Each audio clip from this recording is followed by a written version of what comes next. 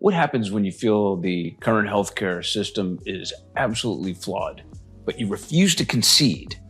After a career-ending knee injury and no resources to rebuild, Mike Stella didn't give up. He got curious. From the sidelines of high-level lacrosse to training rooms of the University of Florida Gators, Mike forged a new path, one that doesn't chase insurance codes, it chases results. Today, he's the founder of Movement Underground, challenging the rehab world with one bold truth. We don't change tissue, we change movement. This episode is a call to arms for anyone tired of cookie cutter, toxic fitness fads, false premises. It's a time to rethink recovery. And Mike is leading the charge. Good morning, afternoon, whatever it is for our listening audience and viewing audience. Welcome, Mike Stella, athletic trainer at large. How you doing, man? I'm doing excellent. How about yourself? Very, very well. Very well. I'm looking forward to having a conversation with you. Dr. Terry has turned me on to the idea that you are a renegade in that world of healthcare. Obviously, you have a company called the Movement Underground, which I want to know more about. Cool. And you've been doing this for about 20 years, from what I understand, or 20 plus years, right? Sure. Yeah. You know, one of the interesting things that I want to make sure we get into is the way the healthcare landscape is changing. You know, I love that your philosophy is how there's the conveyor belt healthcare system, which, you know, physical therapists tend to, and athletic trainers, even chiropractors, especially chiropractors and medical chiropractors for sure. Yeah. Of course. And we refer, Dr. Terry and I refer to those as the crack and go locations. Right. No, the TikTok chiropractors. TikTok, right? I want to know how you acquired. Let's start by how you acquired this concept of removing yourself from conventional rehab and entering this philosophy that we think is really, really coming of age and important for those who really care about their health. Well, first, I mean, thank you both for having me on. I really, really appreciate it. That's a great question. And part of it is truthfully born out of just my own journey as an injured athlete, I was a lacrosse player in high school with designs to play on a full scholarship in college. And I ended up blowing out my knee, ACL, PCL, MCL, meniscus, tibial plateau fracture, the whole shebang. So, the official diagnosis was fucked. So that really is what set me on the path, the sports medicine path. Hey, Mike. Yeah. What ICD-9 code is that? Do you know? Yeah. Well, listen, Dr. Terry, I don't know. We're on ICD-10 now, so right. Yeah, but back then it was ICD-9. It's under the right. It's under the FUBAR classification. They're like, what can we do to milk this guy's insurance? Anyway. Yeah. Oh, that's great. So that was what set me on the original sports medicine path. In my high school athletic, I grew up in a single parent household. My mom didn't have really the resources to help me or didn't know what to do. So we really leaned on my high school athletic trainer, and she was amazing. And she really took it upon herself to guide us and get us with the right docs and the right PTs and that could work with me and kind of get me back or try to get me back to where I was or where I wanted to be. And unfortunately, that actually never happened for me. Even though I believe I worked my ass off, I did everything my therapists and physicians and support told me to do. I just never could get back to my prior level of performance. And so, as it were, I struggled with that, as a person, individually, right? So a lot of depression, a lot of chronic pain issues. And then I get into my athletic training career, and my first job out of school was at the University of Florida for the Florida Gators. So I was immediately working with the top athletes, coaches, in the nation, and that was in 2008 during the Tim Tebow era, right? So I was on the sideline for that 2008 national championship game. I was a part of that whole process and seeing elite level sports done at scale, and I was just hooked, man. I was just absolutely hooked. The environment, and really athletic training. And one of the things that I fell in love with about it is it is one of the few, if not the only, healthcare profession where it's like you're in the trenches with your patient population every day. And we're not worried about billing. We're not worried about coding. We're not worried about reimbursement. We're just worried about results. That's it. That's the only directive, is how do we get these athletes to stay on the field and perform at their best? Or if they do get hurt, how do we minimize the collateral damage and get them back? Again, they're assets, right? So that mindset just always stuck with me. And then, I don't know how familiar you guys are with athletic training. As cool of a profession as it is, it pays dog shit. Right. So here I am working with multi-million-dollar athletes, and I'm making $6.50 an hour. And then even as I progressed and I was a full-time athletic trainer at other Division I institutions, I was making less than $30,000 a year to work 60 to 80-hour weeks. So even though it was an amazing clinical experience, it just burnt me out because I just couldn't sustain the level of output to do it at the level that I believed it needed to be done. And then, just fast forward, I worked in a PT clinic, and then once I removed myself from like the athletic training world and put myself into the private conventional medical system, and then I'm really looking around and looking at it through the lens of what I had just experienced, I'm like, this is the worst thing ever. Like, none of these people are going to get better. They're just not getting what they need because it's just a conveyor belt, to your point, And so at that point, I was not in a good financial place. So going back to school, which is what a lot of athletic trainers end up doing, is going back, becoming a PT or a chiro to get a bigger scope of practice. And I said, you know what? Fuck that. I am good at what I do. I believe I can help a lot of people staying within my lane and my scope as an athletic trainer. At the time, there was no precedent for AT in private practice. Like, nobody was really doing it. So I was just like, I'm going to go for it and double down and bet on me. And if I fail, I've got nothing to lose. I'm already at rock bottom, right? So then I'll just go get a real job somewhere else, or a regular, cubicle job. But that was over 10 years ago, and been doing it ever since. That's pretty cool, Mike. It's interesting because let me ask you: were you there when the Pounceys were there? Yes. Yeah, Mike and Marquise, they became patients of mine because I was with the Miami Dolphins. That's awesome. Yeah. Great dudes. That was a wild locker room. In those Gator days, man. There was a documentary on that era. Yeah, the Swamp Kings. Yeah. Wild. If you watch some of the scenes, there's some of because I was there. Obviously that documentary spans like multiple years. I was only there for that 1 year. And my primary sport assignment was actually track and field, but I volunteered with football. So all the hours I did with football, I did for free. I did it just for the experience. Wow. But you'll see me like pushing Gatorade carts like through the background, like with a lot more hair and no goatee. But a lot younger, but it was a really, really, I call it sports medicine in a bubble.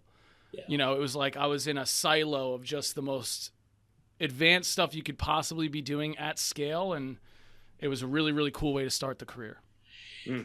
That's great, because I deeply feel that what Dr. Terry and I do with sports medicine is probably the best healthcare in the world, because it's performance-based and it's really about especially with the pro athlete, it's not like little Miss Jones coming in and saying, "Oh, I feel better." No, I want to know exactly how you feel better and what is it that we need to achieve with that. And to do that, seeing the pro guys get the best of the best healthcare is more obvious to me now than ever before. And that's awesome. It's just it's good. So what you did, obviously, going through all that helped for your experiences now. For sure. Working with athletes. Yep. Did you always open your facility with that perspective, or has it changed over the 10 years? Like in terms of what, like clinical perspective, or? Yeah, like how you take care of a patient now when they walk in. I think trends come and go in terms of like what's like the hot new modalities and that kind of stuff. I try not to get hung up in that stuff as much. I think from like a core philosophy standpoint, it is the same philosophy that it was when I first started this 20 years ago, which is first class or / results by any means necessary. That's the mindset. It's if something has a 1% effect size, I'm willing to do that work for that person.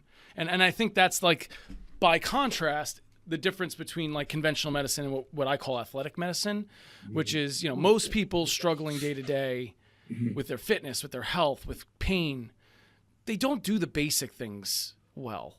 They don't take care of their food. They don't take care of their sleep. They don't take care of themselves, really, right? And so it's hard to help somebody with let's say a pain problem or a movement problem when they have a lot of like comorbidities or other things stacked against them.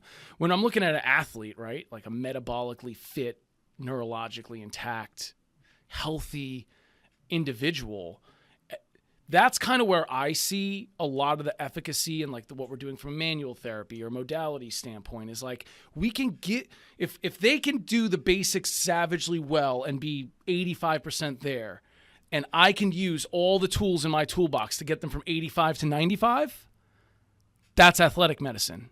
It's optimization everywhere you can, again, to reduce collateral damage and to streamline that process back to, again, whatever the end result that we're looking for is, or that return to competition usually. So again, I just try to take that mindset because there are people in the private sector that want that. They want their provider to be passionate about what they do, but really an expert in what they do and take the time to work with you on it. They want to know why they have their issues. And so those are the types of people that I'm looking to work with and attract, is the people who want a better answer than, oh, it hurts when you do that. Just don't do that. It's like, if that pisses you off, then come to the Movement Underground and we'll find a way to help you do what you want to do. That's great. And it's also interesting that you said earlier that athletic trainers get stuck with the positioning of a certain income level, but yet they're putting their all and their genius into getting you better faster. Right. And yet there's always like a cap on that salary. Yeah. And what was interesting at in any of the places that I've been with professional athletes, that the strength and conditioning coach, the fact that they used to be just called strength and conditioning, but when they adopted the term coach, suddenly it changes the whole collective bargaining agreement. Now, as a coach, they're entitled to, everything that a regular coach was entitled to, retirements, all that. Whereas the athletic trainer never captured that market space. So yeah, bravo to you. Let me ask you. I'm going to ask you one thing. Don't you also notice, Mike, that the athletic trainer is considered the boss of the athlete, right? So the doctors go to them. The strength coach goes to them. They're considered the triage. They're the parents. They're like the triage guy. Well, they're triage, but they're the parent. They are the boss, and yet they get paid the least. It's so wrong. So I think it's a multifaceted problem, right? And maybe I'm not the right guy to ask because I have strong opinions on this. I've tried to step in like at the NATA level to help and try to like, hey, here's what I've been able to do to raise awareness. Like, let me help. And then they're not interested because I'm, like you said, a renegade. Like, I'm the black sheep. They're like, oh, he's not filling the mold of what we expect. And so I'm kind of like held at a little bit of arm's distance. But my unpopular opinions on this is, it's a really cool job. And so when I went to there was no negotiating with the University of Florida. They're like, Mike, we like you. We'll pay you $6.50 an hour to have access to this experience and these athletes and work in this setting in the SEC. And if you don't want it, that's fine. We'll just go to the next person. So it ends up becoming a race to the bottom because somebody will say yes to that crap salary, right? Because it is a cool job. The second part of it is I think a lot of athletic trainers get too comfortable with that behind the scenes role, right? Mm-hmm. It's like I get to be, I'm an athlete support staff, and a lot of people in my profession just play small because it's almost like indoctrinated into us in our schooling, right? We're here, we're the switchboard operator. We're collaborating with the athletes and coaches every day, but also physicians of every specialty, parents, administrators, other support staff. When I was in the collegiate setting, I was interacting with operations, security. I mean, there were so many different facets to how you deliver sports medicine. Like I had to know tactically where the entry and exit points were for, emergency situations. I mean, if you looked at what we would do pregame for a Florida football game, like the entire athletic training staff before the game, like we're spending all morning and all day prepping this stadium and this field and these athletes to go to war. But then minutes before kickoff, we're in the tunnel practicing spine boarding, getting ready so that everybody knows exactly what their role is. Like Damar Hamlin's life being saved on the sideline of a Buffalo Bills game, that's not a mistake.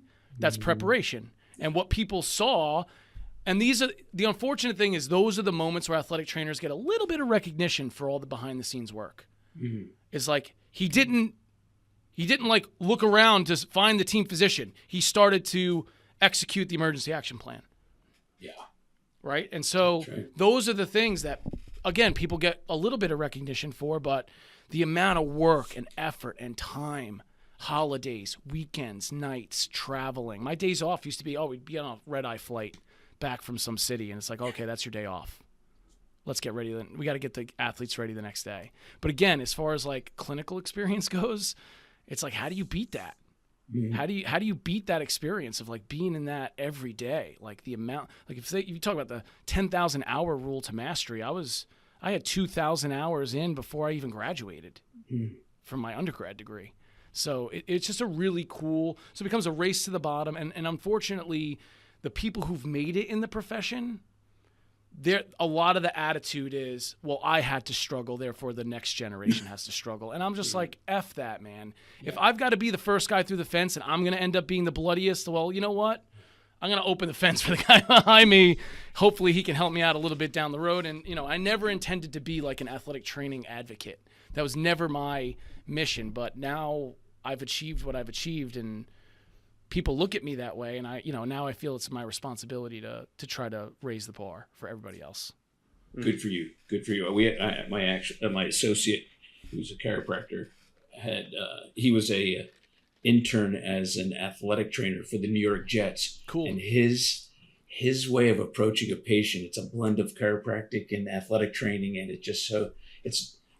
he does stuff that I don't even want to do, so I'll refer the patient over to them to continue treatment. So bravo to the athletic trainer. Really, I think. I was close to going to chiro school. Fun story. So when I was at UF, one of my jobs for track was we had a team chiropractor who would come to campus like once or twice a week. And so normally what we would do is like the athletes who really needed like maybe more manual therapy table time, because I was having to treat like 50, 60 athletes a day. So it's a lot of volume. And I was working with a lot of healthy athletes, right? So when we had like specialty cases, odd injuries, Dr. David West was our team chiro. He'd come in and I would manage his little in-house clinic. So I'd make sure the athletes were there on time. I'd help with, his schedule. And then he had he was the one that really introduced me to like Graston and some of the instrument assisted stuff early in my career. And when I was moving on to go to grad school, he hands me an envelope and I was like, what's this? He's like, this is your recommendation to chiropractic school. I was like, I'm not going to chiropractic school. He's like, yeah, but you should be. He's like, so when you wake up from whatever delusion you're living in, you'll have it and you'll be ready to go, and you should go to Palmer. And I was like, that's cool. Awesome, man. I appreciate that. But he was a really huge influence on me early in my career. And again, I was the type who was like, I'm willing to learn from anybody, man. If you've got something to teach, I'm down. Like, sign me up. I'm there. I don't care if you're a chiro, a PT, a strength coach, a physician, or just some really smart dude that knows their shit. Like, I don't look at the credential as your value. I look at the person behind.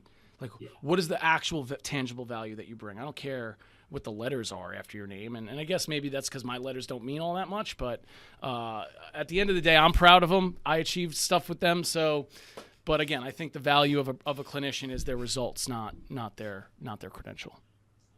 I know a lot of people that have a lot of degrees after their name, and I wouldn't send my dog to them. So don't. And your energy is fantastic.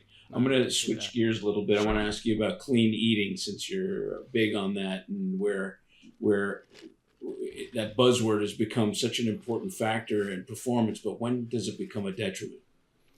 When does it become? I think the pendulum always swings, right? I think there's always a point of diminishing return. When I say clean eating, I mean like a multi-meal omnivorous whole food diet 80% of the time. Like, I'm not going to sit here and tell you that I don't have a protein bar sitting on my desk for in between clients later. That's a processed protein bar. But I'm also like, okay, well, I got macros to hit, and I look at these things as tools, but you can't comprise most of your diet of ultra processed stuff. And that's really the crux of a lot of the problems that we face is like, there's controversy everywhere in nutrition, mostly because people are looking for it. It ain't that complicated, and there's nothing remarkably new in nutrition science.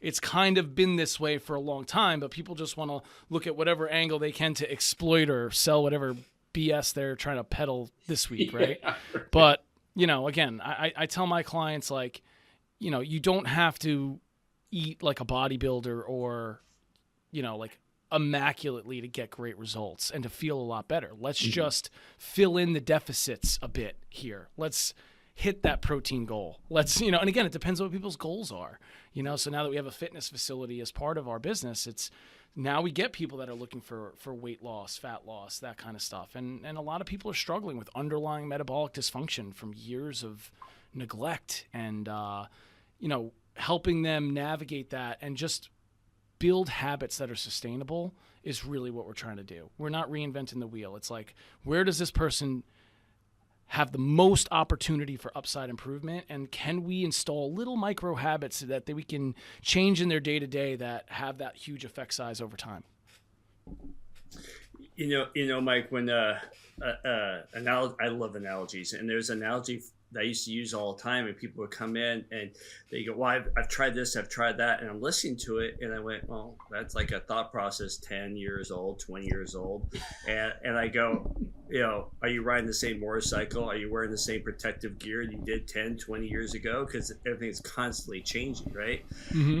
Yet it seems like everything equipment-wise changes. Mental patterns don't change very fast. Sure. What are some of the fitness and nutritional patterns that you were a strong advocate 10 years ago, 5 years ago, that you push that now you step back and go, you know what? That didn't really work as good, and you have a totally different thought process on. That's a really great question. I think probably where I've maybe molded the most clinically has been with my manual therapy practice and how I utilize manual techniques. I think early in my career, I was so highly technical and like, oh my God, I have to like untangle all these individual fibers for this person. You know what I mean? Like when I went to take ART, like it was like hook, line, sinker. I was in, man, And again, that's the double-edged sword, right? Part of my personality is that like I will go 180% all in on something and go as far down the rabbit hole as it'll go. Like I'm willing to go down to the, but then when you really dig deep and you start doing your research, you go, oh, there's some holes in this. And this doesn't work in every situation. And then as I started backing out of some of these rabbit holes, I started to kind of zoom out a little bit. And, one of my mentors, Dr. Stephen Capobianco, I don't know if you guys are familiar with Dr. Steve. He's the medical director for Rock Tape. He's the founder of Rock Tape, essentially. I mean, he wrote all of the continuing education. He is the smartest guy nobody's heard of in this field, and you definitely should have him on if you get a chance to. When he talks about touch and the neurophysiology of touch, and he and Rock Tape opened my eyes to a new way of looking at manual therapy that from like the biopsychosocial perspective and understanding more of maybe the neurosensory side of this, and maybe what we're doing from a tissue level is a little less important than we used to think it was. So I'm not as bullish on hyper-specific manual techniques as I once was. I still use them, and I'm still a huge advocate for manual therapy, especially in a social media landscape where it seems like every influencer of consequence wants to smash the practice because it doesn't create a permanent change in people. And I'm like, where the F are we doing that in medicine, man? I'm like, did I miss something here? Did statins cure high cholesterol? Because I don't think they do, right? Or does insulin cure diabetes? Pretty sure it doesn't. So it's like we do symptom modification in every other area of medicine, and we call that science. And then when we do it with our hands, we're called quacks. And I'm just like, I don't get that. That makes no sense. That's beautiful. So I'm a huge advocate for using touch-based therapies because it's like a lot of people want to be like, well, what's the efficacy? And NSAID's going to be more effective. Yeah, but look at the downside. You know, you can't look at just upside. You have to consider the side effects, the risks, the consequences of these things. Everything has a price. But touch, what's the price? Time. And time what? Spent with a patient? Why is that a bad thing? I just think where it goes too far is where it's like, hey, I'm going to fix you with my hands. You need me to fix you. And that's where I kind of draw the line. I'm not a fixer. I'm a facilitator. You know, I want to help people feel better and move better. Absolutely. But I also want to give them the tools and the autonomy to not need me anymore. And building that as part of our core value has worked really well financially. I think a lot of therapists and clinicians get concerned if they don't create this necessity that their businesses are going to suffer. And I'm proof that the opposite's true. We've been thriving in a really difficult economic landscape as a cash pay, high premium ticket provider. But again, if you can give results for people and you can give them an awesome experience with that, there's always a market for quality. You know, there's always will be. And I think now more than ever before. 100%. 100%. And that's why, I think that's why you're seeing the top 10% of clinicians in all the fields go private, go cash. And then, you know, and a lot of people get very upset by that because it's like we're now not inclusive anymore. But again, it's like all of us, we can't help everybody anyway, even if we wanted to. Even if we did our stuff for free, we can't help everybody. So, again, it's always trying to balance the two, right? You mentioned rock tape, so I'm just going to take a second. Spencer knows where I'm going with this, but do you know a guy named Dr. Ira Schneider? I do know Ira, yeah. So Ira was one of my best friends. He was my my lab partner. Unfortunately, I'm sure you're aware, he passed away last year. Yeah. And I have the honor of having his son work for me. No way. Yeah. I got to meet Dr. Ira twice at 2 different rock tape events. And I don't have to tell you guys. I mean, that guy was just a absolute joy to be around. And one of the most humble people, like, again, for the amount of experience and knowledge that man had acquired, like the ultimate, you know, display of humility, which, again, is super admirable. Yeah. I had to give him a shout out just because, you know, I love that man, and MJ, cool. and MJ was a phenomenal. He introduced me to her, and so you know, sorry for taking some time out, but no, man, but I heard rock tape, and whenever I see rock tape, I think of Ira, and I get to look at his son every day, so it's kind of awesome. It's really cool. You know, another thing I want to ask is, you know, it's kind of funny because when I was thinking about this and this avenue, when one of the things that connected me to Dr. Spencer was, I don't know, now it's been like 20 years ago. We were at a lecture, and I pulled him aside and I said, I need to meet with you for lunch. And he's like, what for? And I go, I'm feeling burnout. And he just kind of slammed me. He's like, you need to do this, you need to do this, you need to do this. And it's what I needed to hear. And I've always gone back to that because he was the only one that was honest. And that's one of the reasons I wanted him to be my partner on the show. Awesome. But it all stemmed way back from a question I had, and it was called burnout. I was burning out. And so that is a big deal with athletes, especially when they get injured and they just think, and especially when they have multiple injuries, when they just start coming back and they get hurt again, and they start coming back and they hurt again, and they start questioning, was I even meant to do this sport? You know, should I try something else? How do you identify and address these issues with your clients to ensure sustainable performance? So, I mean, that's an awesome question. Maybe one of the hardest things and I think you're talking about the art of rehab more than the science of it, right? Like being able to, and I think that's where the relationship matters more. And this is the part that, as an athletic trainer, that the experience that I got burnt out. When I left athletic training, even though I was making more money and I was working less hours, I was still burnt out because I didn't get that feeling, right? It was so transactional. The service in the mill, the insurance mill PT clinic that I was in. And so part of one of the allures of being in the trenches with your athletes every day, and like you made mentions, like, oh, you're like a parent. It's like, yeah, it really is that type of relationship. Like, you really develop a closeness with these athletes, these other humans, and that becomes the basis by which you can have very hard conversations. You know, like these kids would come into my office, be like, Mike, can I talk to you for a second? And then unload like their deepest, darkest stuff. Yeah. You know, it's like, well, I got to put my empathy hat on and be there for this person, right? And listen. So that's kind of where it's like, whoa, we're exposed to like a lot of psychotherapy stuff. But again, it's not like, oh, I'm a psychotherapist and I'm going to treat that. I have to be able to identify it when I see it, though. So that if it is something that's like, ooh, this is getting towards this place where maybe more specific interventions required on like the mental health side. But I think to answer your question is like being able to have those deep conversations with people and really pull at what drives them forward, because you're talking about me right now. I was that guy. Like, the knee was just the first injury. Then I tore the labrum up in my hip. I herniated 2 discs in my back. I blew out both ankles. I was an absolute train wreck in my collegiate lacrosse career because I was compensating so much. I was trying not to get hurt. And it wasn't just the injury. The physical pain was one thing. I could deal with that. It was the identity loss. I used to be this all-American athlete. I was the guy on my high school team. And now all of a sudden I'm the guy that's always hurt. Like, do I even belong on this field? Should I even be on a D1 roster? Did I make a mistake? Should I have gone D3 instead, or should I have just not played lacrosse in college?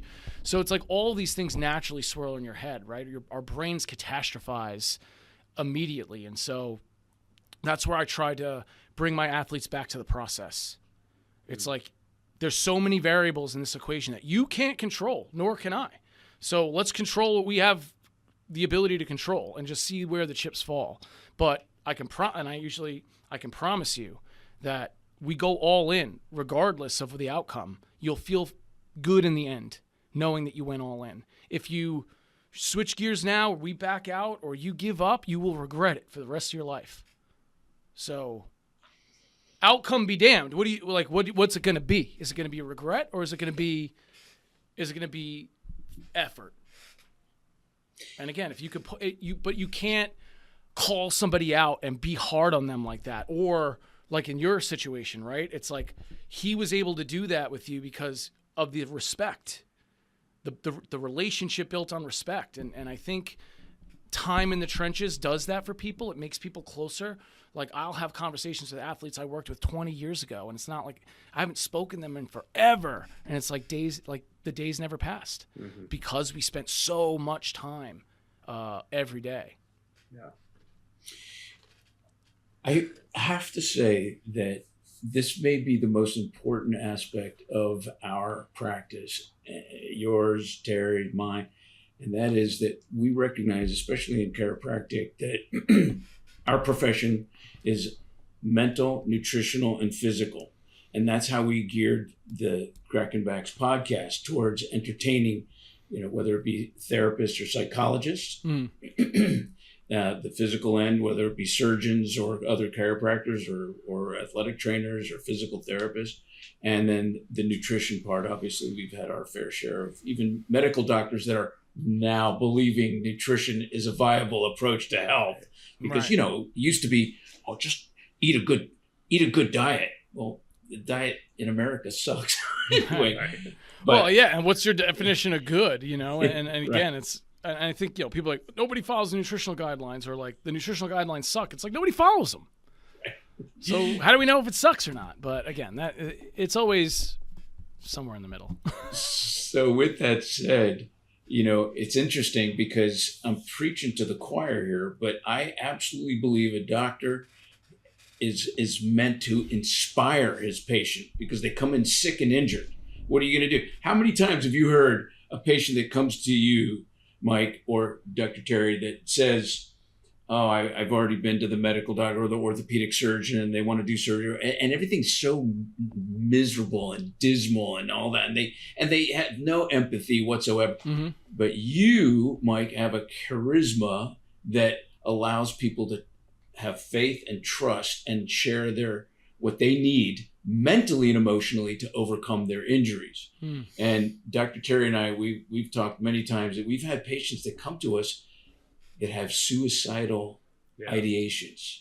Now, that is the epitome of trust in your healthcare provider, to come to you and say, hey, I'm not doing well.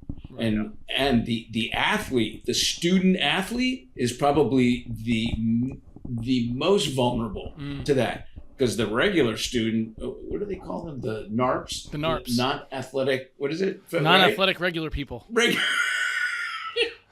They have a name for them. I'm a NARP now. It's like, but in the reality is these athletes, these student athletes, have so much to rise for and to be responsible for. So anyway, with that said, healing can take a significant mental toll. And so how do you support an athlete? Do you identify certain inflections or affects that allow you to go, how you doing? Are you okay? That kind of thing. Yeah, I think picking up social cues is a dying art, man. Honestly, yes. It's probably one of the things my interns now struggle with the most. It's not the information so much; it's the implementation and the integration of that with people. And again, that's my huge gripe too on social media with all these talking heads that flash research papers. It's like, that's awesome. I love research. It's cool, man. But like, your person in front of you ain't a paper. They're a human being, they're not a data point, right? They're a real person with real problems and lots of variables in their equation. And right, how do you unpack any of that stuff? You got to get to know them. And the more you get to know somebody, and the more that there's that trust that's built, and if you can add a layer of credibility to that trust, right? So not only am I, I'm just, and the funny part for me is my success on social media came when I stopped giving a fuck, and I just started posting. Like, what you watch on my Instagram now is just my videographer filming me do my thing with my athletes and my clients, and that's it. It's not scripted. It's usually just like, here's what I'm doing right now. This is why I'm doing it.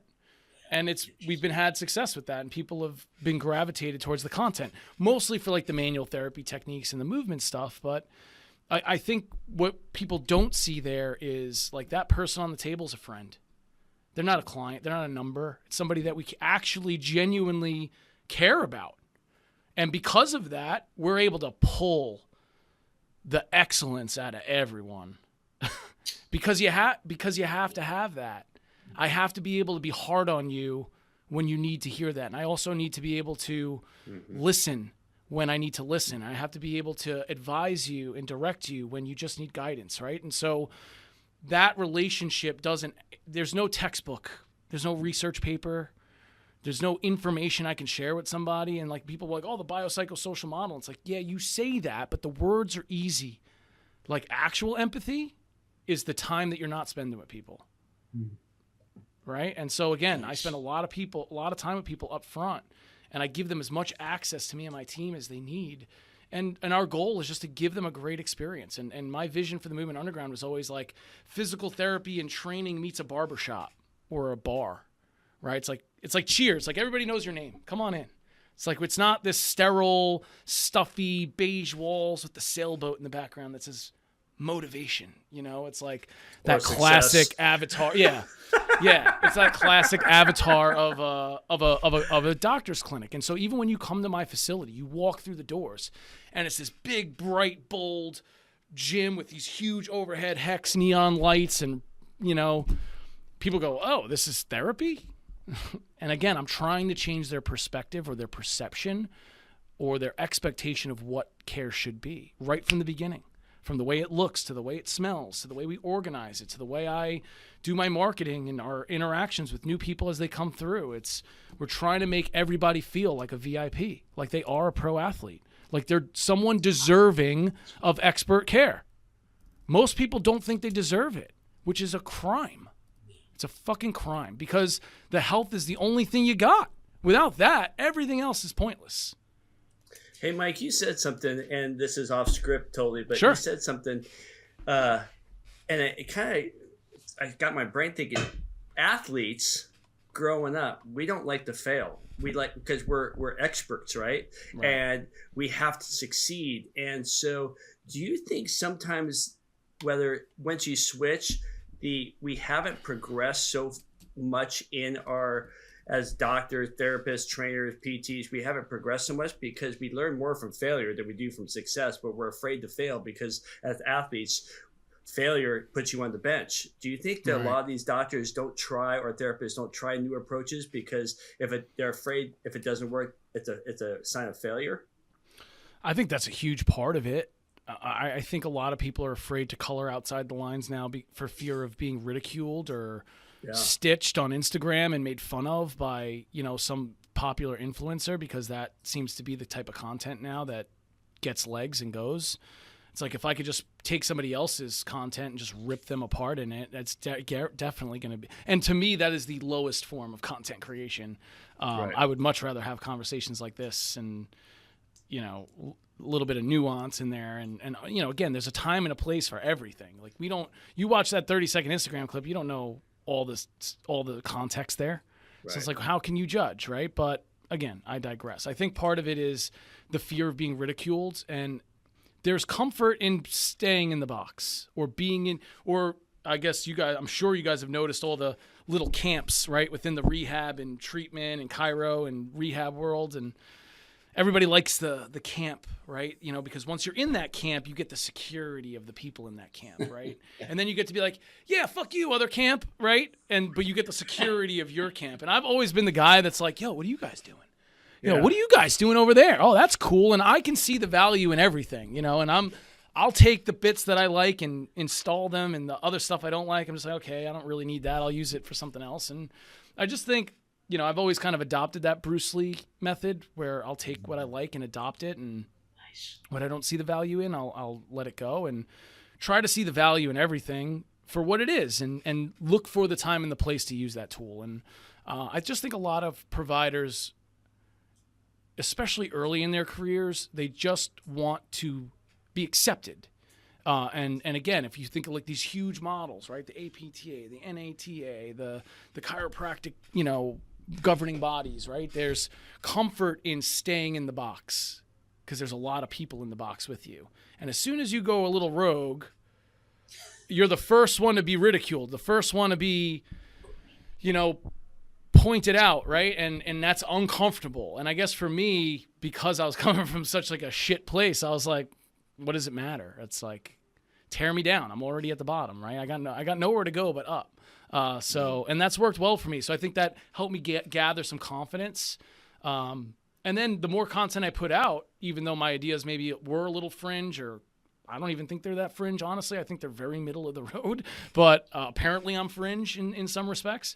And then what I've noticed is a lot of people are like, that's really cool. Thank you for sharing that. Like, most people are awesome and curious, just like I was, or just like I am. And the small amounts of people who are assholes are just assholes. Mike, I gotta tell you, you brought up a good point.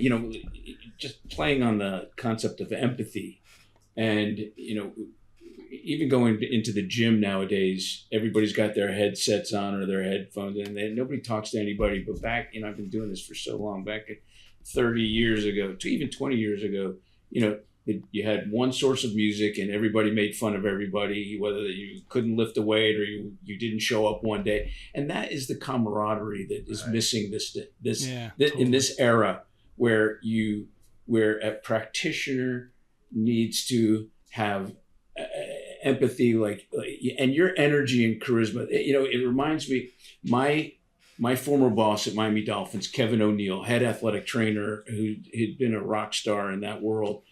he used to say often about the patient or the athlete, they don't care how much you know until they know how much you care. Absolutely. And I thought that was absolutely brilliant, because it's true. And Mike, you could learn 10,000 things. I mean, Dr. Terry and I, we've acquired like tons of tools in our toolkit, but it's our character that allows the patient to listen and want to learn from you, or want to be healed from you, or they want to get better because you're the coolest, Right. So, I appreciate bringing that up, but that's what patients today should look for in their doctor. Because think about back in the day when our parents or our grandparents or whatever, the doctor was the god, and whatever he said goes. And he didn't have any empathy. He would just write that script and hand it to you. But there also was a time where your doctor would show up to your house. Right. But that was even further back. Right. Yeah. That's true. But at that era, that was medicine. Right. That wasn't just your doctor. That was your friend in the community. Correct. That was somebody that you knew. And what you're starting to see, and this is my prediction for the world of AI, that we're all on the precipice of this roller coaster that we don't know how far this thing's going to go down, right? But I have a feeling the community-based clinic, the community-based gym, and that's the thing I'm most proud of, is the community here. It's like, yeah, people come in as patients, but they stay for the community. They come in for a fix or an answer to their problem, but they stay for the community.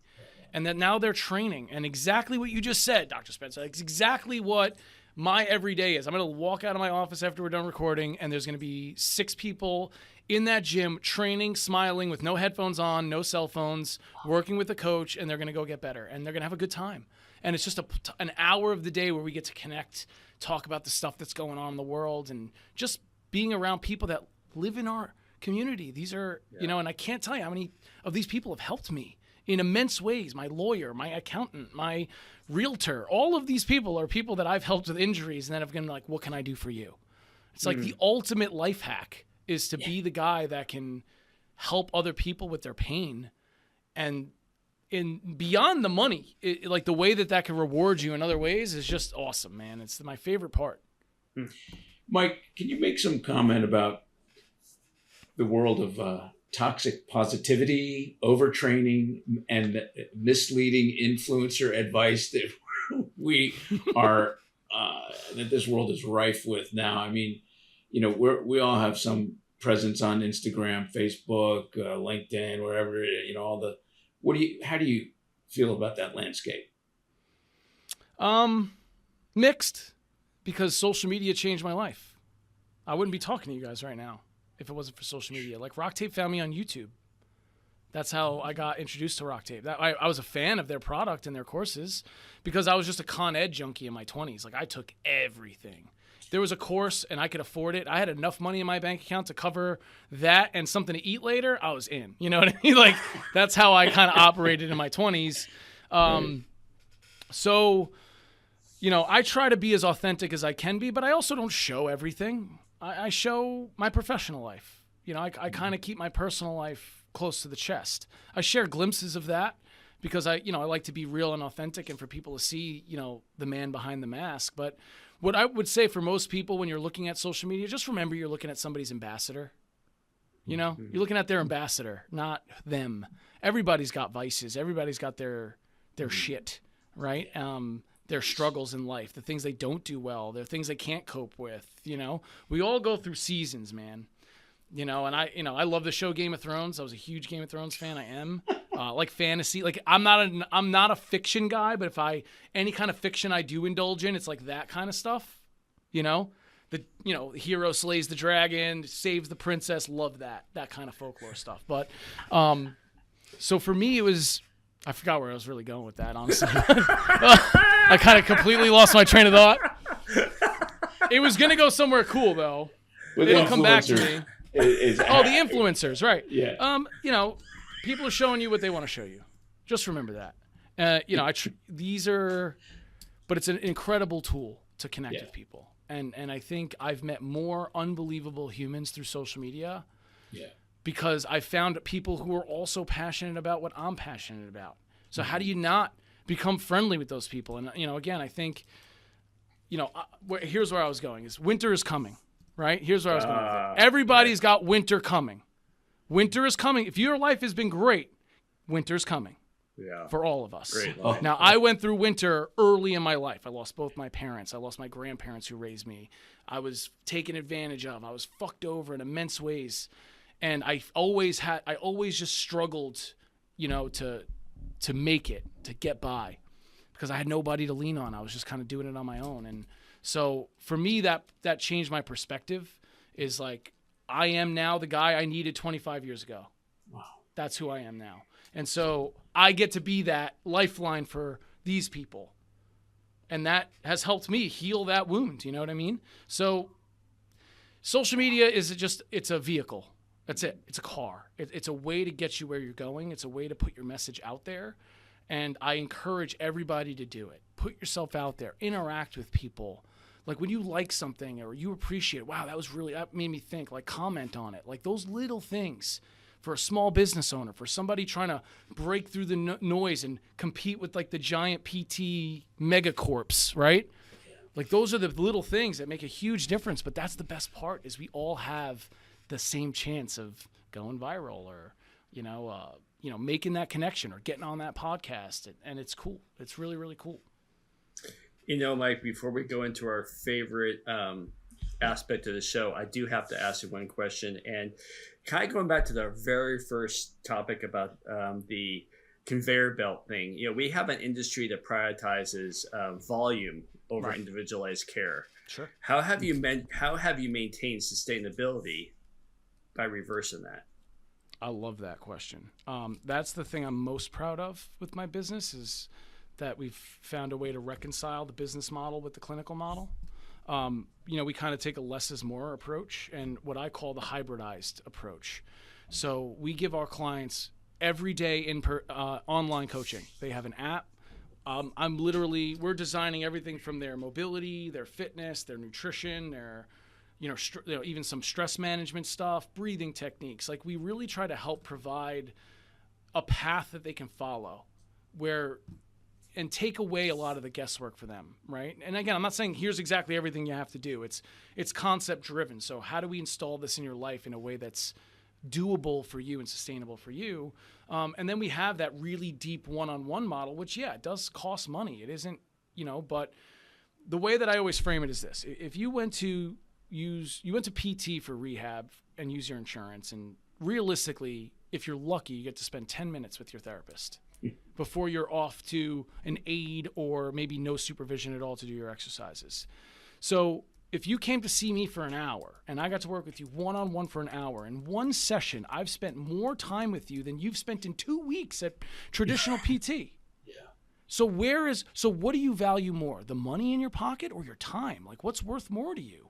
Or the experience or the result that you're going to get? Or are you confident that aid has the compartmentalized knowledge to progress you in the way that you need?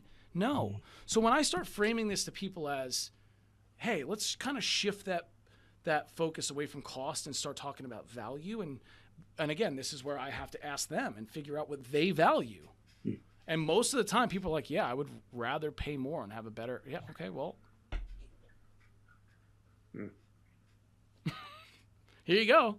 And again, I don't force it on anybody. Like, thank God we're blessed in a position from a business perspective where I don't have to, no one person's moving the needle that much anymore, right? It's not like when I started, but that gives me the ability to be a little choosy.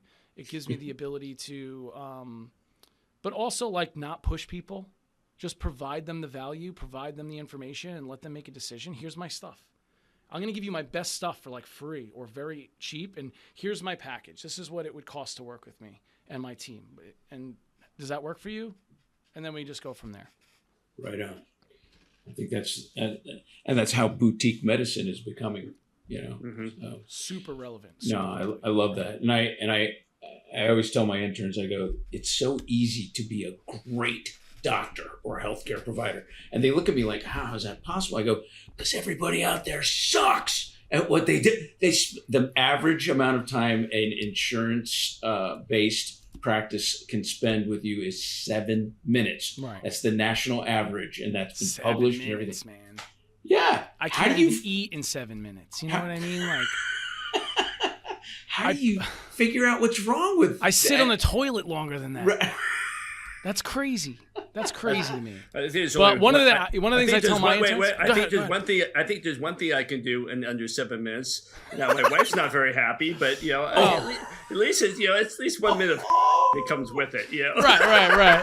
Is that bonus time? That counts. It still counts. The 1 minute is bonus time because I try and round up to an even number, which is 6. Right. So.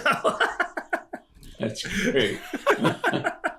That's awesome. I think it's time to go to our rapid fire questions. On that note. On that note, and you better not let Michelle listen to this one. All right. All right. She would be excited that I gave her 6 minutes. Oh man.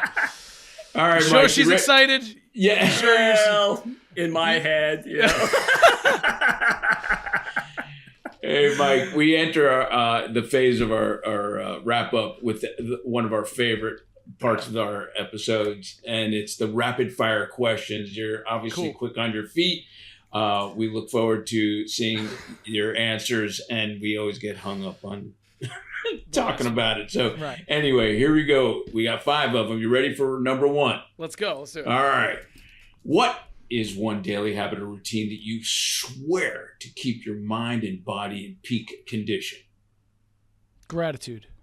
Ooh, I didn't expect that. Very good. I think death by comparison, man. People. Nice. A lot of the misery people face in their health and their fitness is because they're comparing themselves against a model that doesn't work or a person that isn't them. So and this is the part of like the evolution for me as an athlete. I'm not competing with other people anymore. I'm just competing with myself. As long as I can be a little better tomorrow. I'm not the perfect physique. There are things in my health that can improve, but I'm actively working on those things. I'm controlling what I can control. But I'm really grateful to be where I'm at now. And from where I came from to where I'm at now, it's like whenever I'm stressed out and struggling with stuff, I'm just like, I've already achieved things that I told myself years ago would make me happy. Right? I've already achieved those things. So what am I complaining about? Good for you, man. That's important. Great to hear. Thank you. Question number 2. Can you share a personal interest or hobby outside of athletic training that people might be surprised to learn about you? I'm really into fishing and like boats, like water sports, like jet skis and boats and like tinkering on motors and making mechanical things work. That's kind of become a recent thing.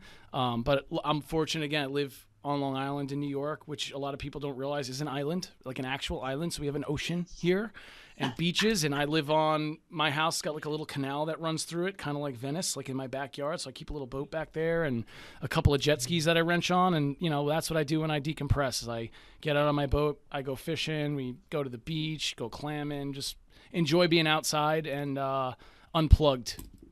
Clamming. Is that what you said? You go clamming? Yeah. Oh, yeah. God, so low tide, we pull the boat up on the beach. Yeah. We find that little spot in the inlet, and we start digging in the sand for clams. We take them home and make some linguine and clam sauce. Right on. Vongoli. I knew that was coming. I know. Hey, I do have to add, you seem like the guy that would do this. Have you ever tried those, what do they call them, flight boots or flight boards that you hook to the jet ski and that you go up and... No, I've never tried that, no. I've done a lot of other crazy stuff like, water skiing and that kind of stuff. But water skiing is not crazy, but those flight boards are hooked up to the water ski. Yeah, that's pretty cool. Yeah, all right, sorry. Question number 3. All right, Mike, what's a single tip or piece of advice that you've received that significantly changed your approach to health or life? Run your race. Run your race. You gotta, if you're running a marathon and you're focused on the person in front of you, you're focused on the wrong person. You have to play your cards, and do the best you can with what you got. I think, again, that kind of builds off the other thing, but for me, it was like being patient and letting that happen. I think early in my career, I was so upset. I think a lot of the skill acquisition phase that I went through was my misunderstanding of like how my career would evolve. I just thought, like, if I could just be more competent now and more skilled now, then I can have the things that those skilled people that put 20 or 30 years in have. And that's not how that works. And it made me very competent very early in my career, which is awesome. But that also led to a lot of social issues and strife, like in workplaces and stuff, where I rubbed people the wrong way, or, you know, they felt intimidated by me. And so that held me back in a lot of ways professionally, because I wasn't willing to play the game with people. And I didn't value the social aspect of a profession early enough, because I was just like, skills are all that matters, right? So as an athlete, it's like results are all that matters. Okay, I don't have the nicest equipment. I don't have the best stick. I don't have new cleats.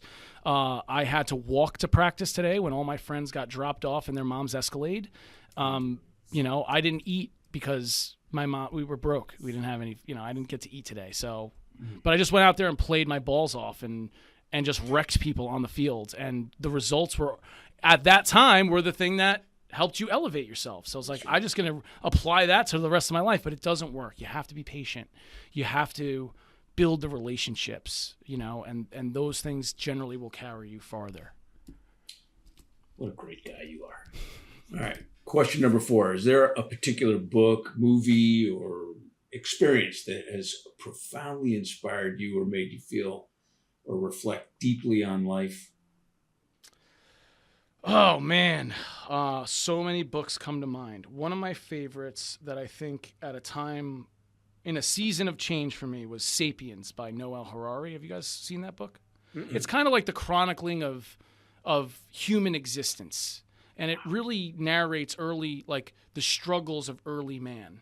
And I think what it made me reflect on is like, I can sit in my house naked and press a button on a screen, and then next day, the thing I needed is delivered at my door. Like that. The convenience. Like, we live in a time where, as far as human existence goes, this is the golden age of humanity. Like, we don't have the struggles. Like, we don't have, like, I'm not leaving my cave going like, okay, what's going to eat me today? You know? Yeah. Like, so a lot of the problems that we have are just like, first, like, they're good problems to have. You know, we're the wealthiest, you know, human, like, group of humans ever. Yeah. You know, and so I just try to look at like all the good things that we have. You know, again, there's plenty of shit to complain about. Absolutely. And I think that's part of the struggle of man, is like we just compare ourselves constantly to what we have now and what we want in the future. And it's all this resource gathering, but it's like, you're already living better than the richest person 100 years ago. Like, think of it, like, hot showers is a thing of like the last 60 years. Like, you got to take a hot shower today. 100 years ago, they didn't do that. Right. Like, it's not that long ago. So it's just like, be grateful, people. It's like, life is good. You drove to work in your car. You're going to go home to food. Like, focus on what matters. Your health, your family, your community, your people. Those are the things that matter, not everything. You know, not all the other shit. Love it. I love hearing stuff like that. Last question, Mike. Question number 5. Let's go 5. When you think about your legacy, something that you want to leave behind, what comes to mind as your most important contribution or, you know, impact? That's a great question too. That's something I've pondered a lot lately. Like, what's next? You know, I guess for me it was always, and again, this has changed because there was many years where I was very disheartened with the athletic training profession. I regretted it. I was like, I made a mistake. Like, I'm never gonna be able to buy a house or live the life I want to live. So, and then as the years went on, and like, you know, things have kind of worked out, and now I'm in this position where a lot of other athletic trainers like look up to me and admire me, or, hey, you're the reason I started my business. You're the reason I advocated for myself and I got my raise. You're the reason I took that course. It's like, what do I want? I just want to leave it better than I found it. Like, actually leave it better than I found it. Right? Like, I think a lot of people say that and then they just tote the line. Like, no, I want to change this thing. And I don't know how exactly, but right now the Movement Underground is my attempt to take a model that I look at as broken and ineffective and replace it with something better. Is it going to be the thing that takes over? Probably not. But at least in my little ecosystem, this is the future of healthcare. in my opinion. Well, it seems to be in a lot of people's opinions, and you are going to be extraordinarily successful because of this. You've already got a jump start on this whole process that we're starting to see change at a rapid pace that we never thought would happen. And Mike, thank you so much for being on our program. Thank you guys. I really appreciate it. It was awesome spending some time. Oh, thank you, bud. This was great. Yeah. Thank you for listening to today's episode of the Crackin Backs Podcast. We hope you enjoyed it. Make sure you follow us on Instagram at Crackin Backs Podcast. Catch new episodes every Monday. See you next time.